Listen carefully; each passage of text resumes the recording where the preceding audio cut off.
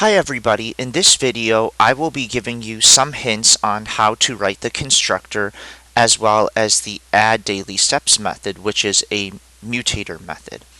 So let's go ahead and focus on the constructor first.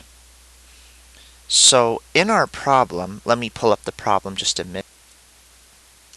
There we go. It asks you to make a constructor. How do you know that? Well, right here is our constructor call. StepTracker tr equals new StepTracker 10,000. So first you want to focus on what parameters do we need. Well, it looks like it takes in one integer in the parentheses, and that's going to symbolize the days with how many steps you're going to need to be considered active.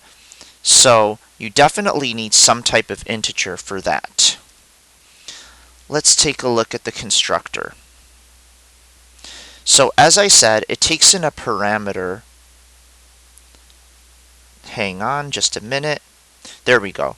The constructor, it takes in a parameter that symbolizes the number of steps needed for your day to be considered active. So definitely you need that. Now, remember that typically in a constructor, you end up storing your parameter in a data field. And this data field will become one of the properties of your object. So if you look at the triangle debugging example right here, so right here are my constructors. So typically, a good example of a constructor with parameters is this one right here.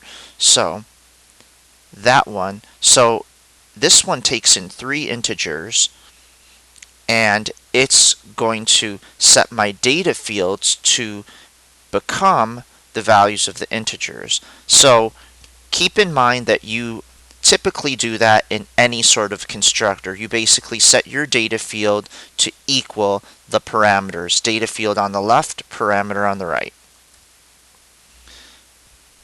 The other thing you do in a constructor is you will want to set the values of your other data fields in the constructor. So if there happen to have been other data fields like in this, let's say I just wanted to set side A.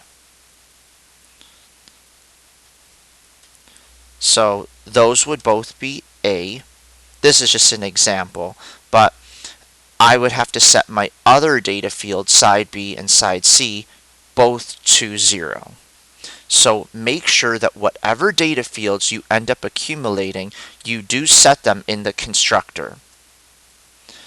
So as you are doing this problem, you are going to find that you need more data fields than you might originally think. So just keep that in mind, that you have to set them as you are doing the constructor. Let's now go to our mutator method, which is addDailySteps. So addDailySteps is a mutator method. Let me just get this to be the focus of the page. There we go. So it's a mutator method.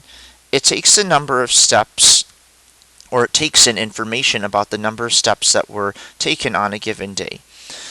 So you will probably have to do something with the parameter in addDailySteps. Let's try to go back to the actual problem, which is this. So yeah, see, addDailySteps takes in a parameter 9,000 that symbolizes the number of steps for that day. And this is where you might have to see, oh, okay, is this an active day or is it not an active day, based on the number of steps that were in the constructor call. So keep that in mind. I'm not going to give that many more hints for addDailySteps because there's actually more hints to this in the other videos. You're probably going to need to add additional code into addDailySteps that you may not think you need because of the other methods. So I'm just going to close out this video. If you need more hints on the other methods or solutions, just go to the other video links. Thank you.